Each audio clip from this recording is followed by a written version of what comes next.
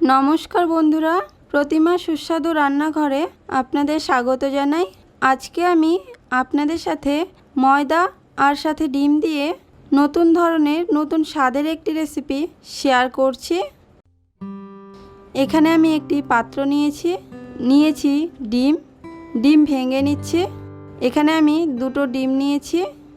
এরপর দিয়ে দিলাম লবণ, দিয়েছি চিনি 1 চামচ, দিয়ে মিশিয়ে নিব লবণ আর চিনি একসাথে।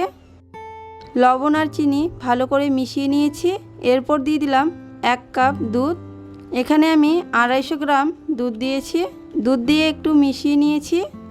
এরপর দিয়ে দিলাম 200 গ্রাম ময়দা, দিয়ে ভালো করে, যাতে একটুকু দলা ভাবটা না থাকে, স্মুথ একটা ব্যাটার তৈরি করে নিয়েছি।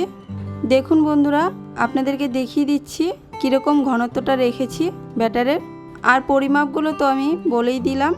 এই রকম ঘনত্বের একটা ব্যাটার তৈরি করেছি। খুব বেশি পাতলা না, আবার খুব বেশি ঘনও না, মিডিয়াম রেখেছি। এখানে আমি নিয়েছি কাঁচা আলু, খোসা ছাড়িয়ে। এরপর আমি গ্রেটারের সাহায্যে গ্রেট করে নেব। যেই দিকে বড় ছিদ্র ছিল আমি সেই দিকে গ্রেট করে নিয়েছি।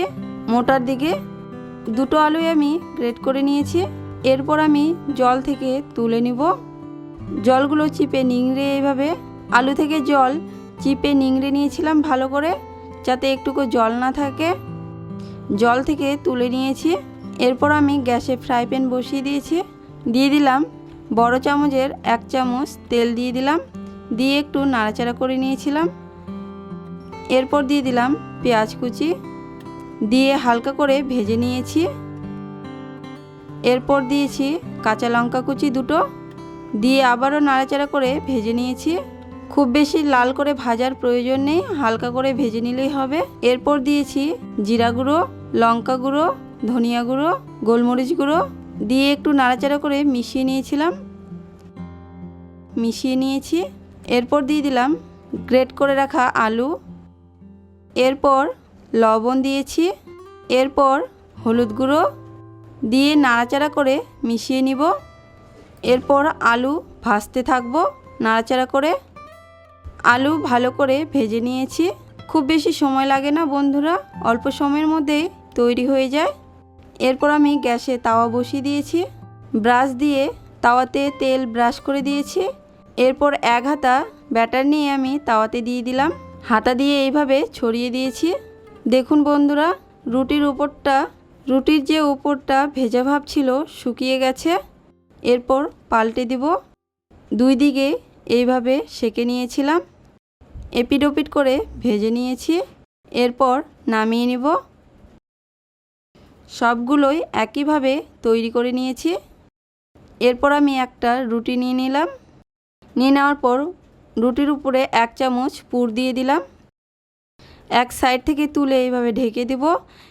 এরপর উপরে আমি একটু ময়দার যে গোলাটা আমি রেখে দিয়েছিলাম, সেই গোলাটা আমি লাগিয়ে দিলাম উপরে রুটির। অপর সাইড থেকে তুলে এইভাবে লাগিয়ে দেব। এরপর সাইডগুলো দিয়েও এইভাবে 2 দিকে লাগিয়ে দিয়েছিলাম ময়দার গলা। 2 সাইড থেকে এইভাবে আটকে দেব ভালো করে, যাতে লেগে যায়। দেখুন বন্ধুরা, এইভাবে তৈরি করে নিয়েছি।